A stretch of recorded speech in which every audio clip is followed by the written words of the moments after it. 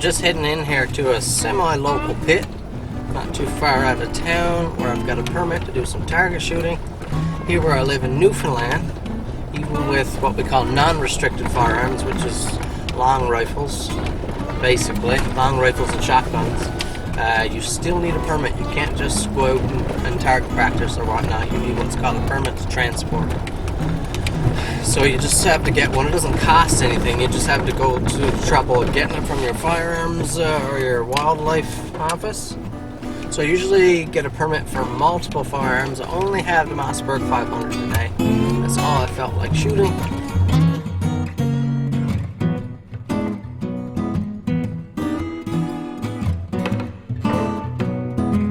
With my Mossberg 500 here, this is model with the heat shield, 18.5-inch barrel. I've got the Hogue stock on it. If you're looking for the build videos, I'll link them here somewhere on the screen now. I've got the Tacstar side saddle.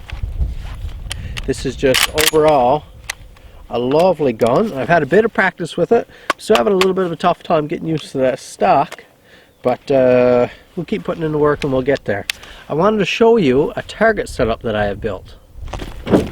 So what I have here is one of those like metal porch swing setups that I found at a garbage dump, and I hung a steel plate off it, drilled a few holes, hung some chain, a few metal clasps, and it takes apart. You can see how it works there, I'm sure already, and it's just a really easy assembly for me to have my own sensible target setup and not be bringing in garbage and leaving around and stuff, shooting bottles and things, leaving a mess.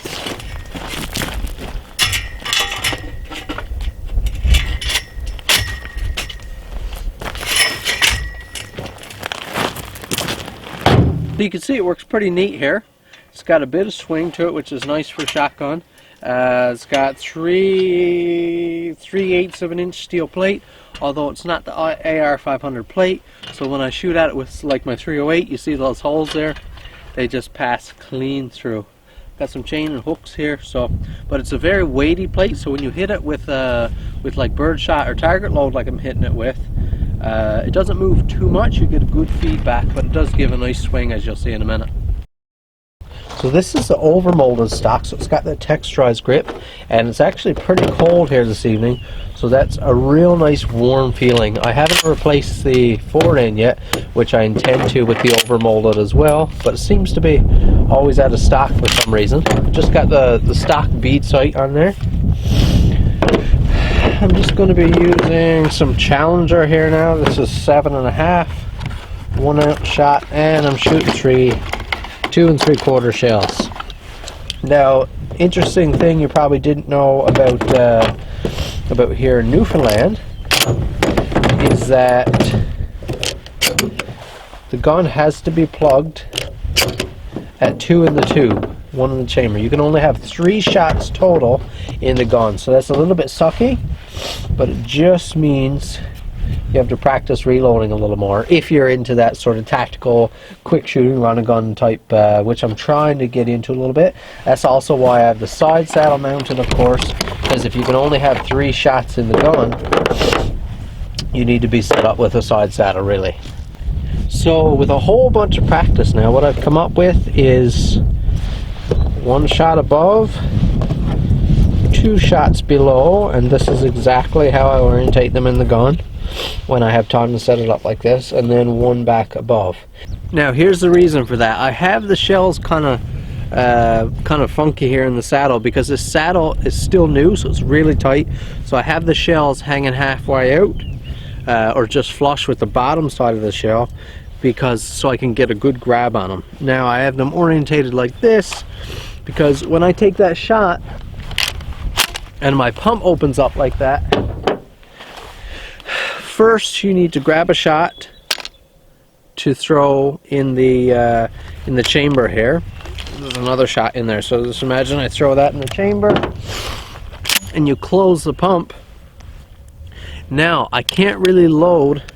I don't want to load from the top in underneath here in my tube, so usually you load up and underneath or flip your gun over, and that's what I've been doing. So when I flip my gun over, now I have my 2 shells here that I can load. Of course my tube is full now, but that I can load in the bottom. Then I can empty the gun again, and I have one final shot that I can quick load into the chamber. So I'll show you what that looks like in a minute when I get a few shots through and get warmed up a little bit. It's awful cold here.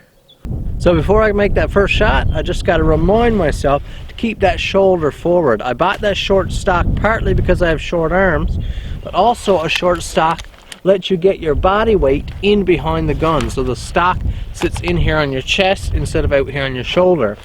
Now what the problem is this stock is so short that if I let my shoulder drop back and I don't brace for it, my thumb is basically resting on my nose.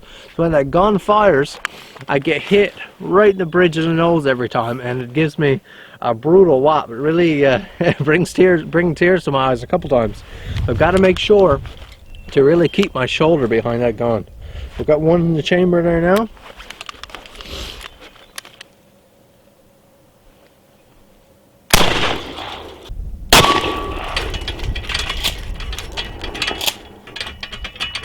So we just ran the first 3 shells, so now just an enactment of what I do. I'd lower my gun enough to get a shell over the top. I'd turn down, load 2, and then I can get back up on target, just like that.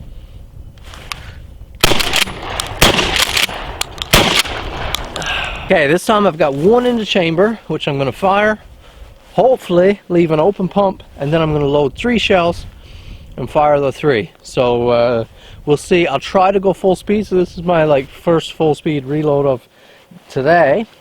Happening out in a little bit, so we'll give it a run.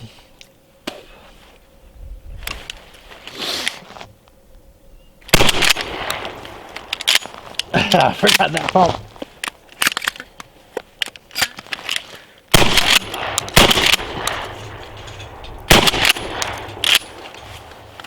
I always forget to leave that pump open. It's just sort of a reflex thing. When I fire that shell, my pump comes back and opens again quickly. So we'll give that another try.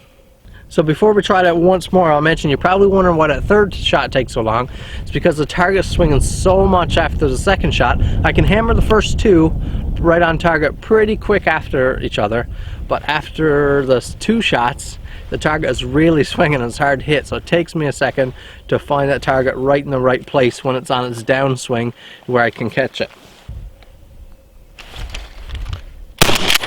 Ah, I did it again. Ah, let's get another one.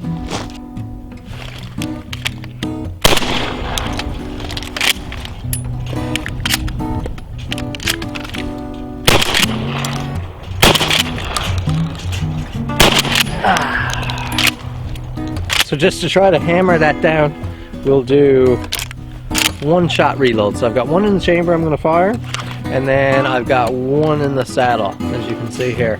So it's going to be an over the top reload from probably this stance.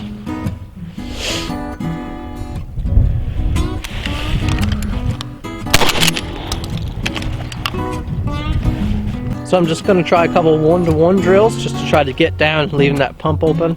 I think they call it a Mozambique drill in handgun training. I think I've heard it called in a few different places. You run 1 shot, drop a mag, load a new mag, and fire a second shot.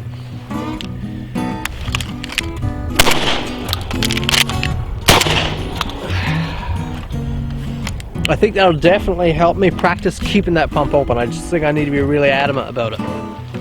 Let's run 2 more 1-to-1 drills and then we'll call it quits for tonight. Hopefully I can hammer down these last 2 so I can go home with a little bit of dignity.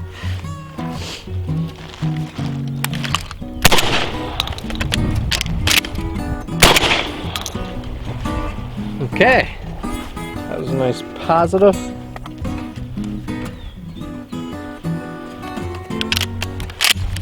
In the chamber, safety on. My last 2 shells. Gotta get this one down.